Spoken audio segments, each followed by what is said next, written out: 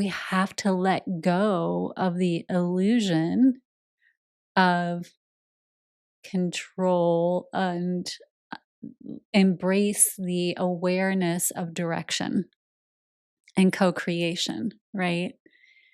Because as you stated, you had everything on paper and you were just grabbing at things, thinking you were being battered around because you were attempting to control every situation and every person in every situation, because that's what we've been taught we do.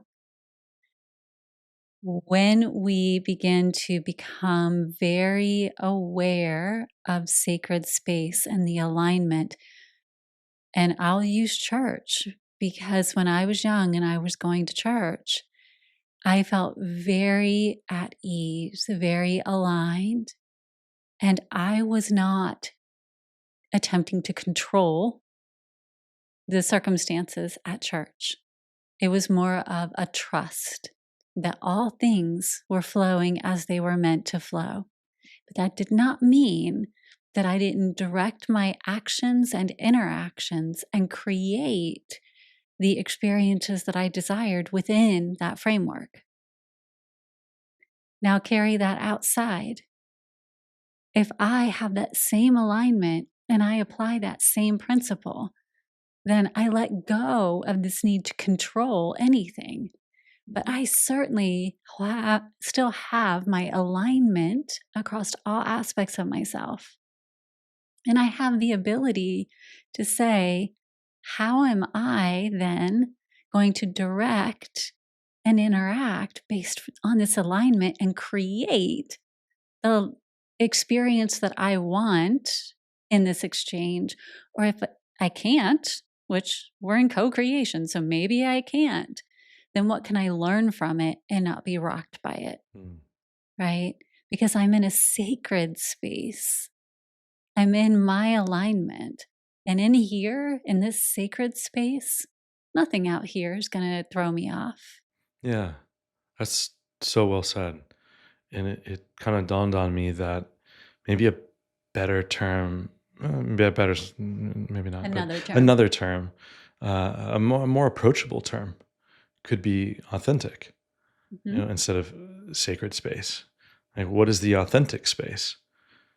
Because again, there is this, like, for me, it was so hard to bridge that gap between sacred and just feeling it had to be so formal. Mm-hmm. And then I was like, oh, well, I have to act a certain way because it's formal. There are limitations to who I can be and how I can show up given the formality of the situation. And so the way that you just described it, though, to me is not formal. It's honoring sacredness, or this being the sacred space, through one's own authenticity by choosing the frequency that they are. Well, aren't you sacred just because you exist? Yes. There you go. I think we lose sight of that Oh, very much a so. lot. Yeah. We've gotten into this society where we have to prove our worth, Yeah. and we have to prove a certain thing in order, like, I'll be happy when, Mm-hmm. or I'll be successful when, instead of I'm happy. So from this space, now I can do this or that, or I'm already successful in whatever that means to me. And so I can take that and apply that into whatever I desire to do.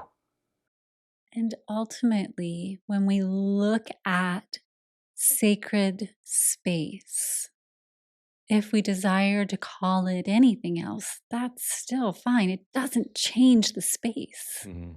right? You can call anything by anything. It is sacred because you're bringing your intention, your purpose, your awareness, Mm-hmm. and your focus to it. And the moment you do that, then you have made it sacred unto itself. And you are now creating from that space every step of the way in your own life. So for me, coming back to my sacred space is my heart.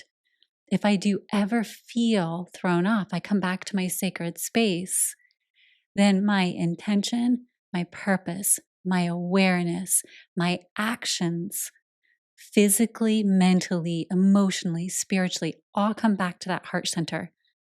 And I start asking our favorite question, what would love do? Right? And that in itself makes it sacred because it's sacred to me. Mm-hmm.